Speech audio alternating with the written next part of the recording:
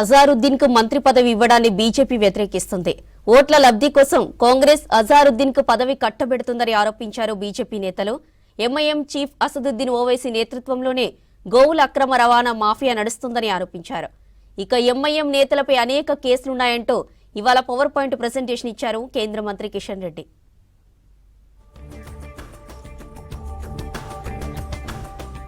జూబ్లీహిల్స్ లో మైనారిటీ ఓట్ల కోసమే ప్రభుత్వం అజారుద్దీన్ కు మంత్రి పదవి ఇస్తుందన్నారు కేంద్ర మంత్రి కిషన్ రెడ్డి. అజారుద్దీన్ పై అనేక కేసులున్నాయని, ఆయన దేశానికి సేవ చేస్తారా అని ప్రశ్నించారు. అజారుద్దీన్ దేశానికి సేవ చేస్తే 2023 ఎన్నికల్లో ప్రజలు ఎందుకు ఓడించారని అన్నారు కిషన్ రెడ్డి.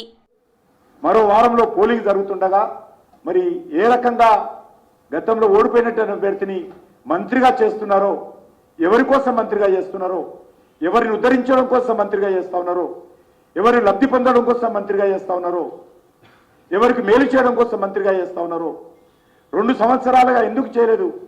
మీకు మైనార్టీల ప్రేమ ఉంటే ఎందుకు 2 సంవత్సరాలుగా మంత్రి చేయలేదు? ఎంఐఎం చీఫ్ అసదుద్దీన్ ఓవైసీ నేతృత్వంలోనే గోవుల అక్రమ రవాణా మాఫియా నడుస్తోందని ఆరోపించారు కేంద్ర మంత్రి కిషన్ రెడ్డి. గో అక్రమ రవాణాకు సంబంధించి సీజ్ చేసిన వాహనాలను ఎంఐఎం ఎమ్మెల్యేలు విడిపిస్తున్నారని చెప్పారు.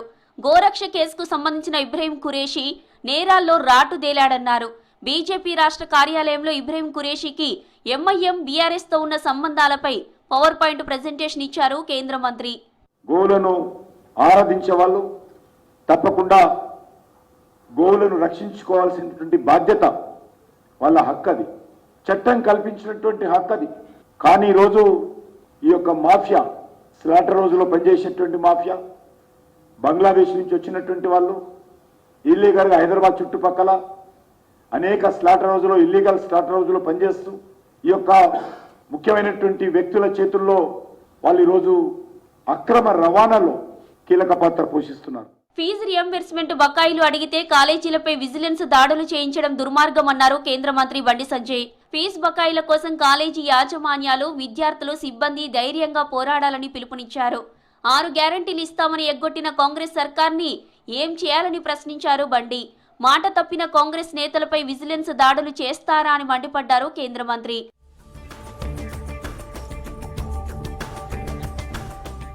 ఎన్నికల కోడ్ ఉన్నప్పుడు మంత్రివర్గ విస్తరణ చేయవద్దని ఎక్కడా లేదన్నారు బీజేపీ నేత మర్రి శశిధర్ రెడ్డి. కానీ అజారుద్దీన్ ను మంత్రివర్గంలోకి తీసుకోవడం ఆక్షేపణీయమన్నారు. ఎన్నికల్లో లబ్ధి కోసం ఒక వర్గం ఓట్ల కోసమే అజారుద్దీన్ కు మంత్రి పదవి ఇస్తున్నారన్నారు. దీనిపై ఎన్నికల కమిషన్ కు ఫిర్యాదు చేశారు ఎమ్మెల్యే పాయల్ శంకర్, మర్రి శశిధర్ రెడ్డి. ఎన్నికల కోడ్ ఉల్లంఘన జరిగితే అధికారుల నిర్లక్ష్యానికి సంబంధించి చర్యలు తీసుకోవాలన్నారు.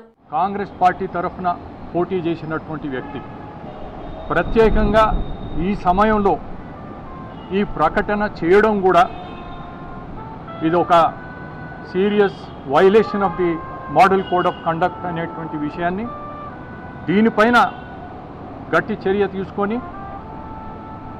తీసుకోవాల్సినటువంటి అవసరం ఉంటుంది. దేశ విపత్తు నిర్వహణ వ్యవస్థకు ఎన్డీఆర్ఎఫ్ వెన్నెముక లాంటిదని చెప్పారు కేంద్ర మంత్రి బండి సంజయ్. కొత్త రకాల విపత్తులను ఎదుర్కోవడానికి ఎన్డీఆర్ఎఫ్ సిద్ధమైందన్నారు.